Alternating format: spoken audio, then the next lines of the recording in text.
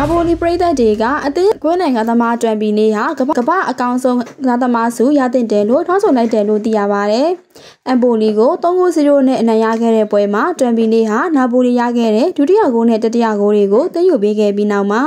နာပိုလီပရိသတ်တွေကတွန်ပီနေကိုကမ္ဘာအကောင်ဆုံးငါးသမားစုရတင်တယ်လို့ထောက်ဆိုခဲ့ကြတာဖြစ်ပါတယ်။အသက်28နှစ်အရွယ်ရှိပြီဖြစ်တဲ့တွန်ပီနေဟာပြီးခဲ့တဲ့နွေရာသီအပြောင်းရွှေ့ဈေးကွက်မှာမန်ယူကနေနာပိုလီကိုပြောင်းရွှေ့ကြေးပေါင်း15.6 သန်းနဲ့ပြောင်းရွှေ့လာတာဖြစ်ပါတယ်။တွန်ပီနေဟာလက်ရှိဘောလုံးရာသီမှာနာပိုလီအတွက်သွင်းဖို့ရှိကိုအထိအသွင်းယူပေးထားပြီးမန်ယူအသင်းကသာသမားတွေပရီးမီးယားလိမှာတဦးချင်းသွင်းယူထားတဲ့ဂိုးရည်အတွက်ထက်ပိုများတဲ့ဂိုးရည်အတွက်ဖြစ်တာကြောင့်မန်ယူအသင်းအနေနဲ့တွန်ပီနေကိုရောင်းချတဲ့ဟာမှားယွင်းခဲ့တယ်လို့မန်ယူပရိသတ်တွေကိုယ်တိုင်ကဝေဖန်မှုတွေလုပ်ခဲ့ကြပါတယ်။တွန်ပီနေရဲ့လက်ရှိရှေ့ဆက်နဲ့ဆွဲဆောင်ရေးပိုင်းမှာမန်ယူသားသမားတွေထဲမှာ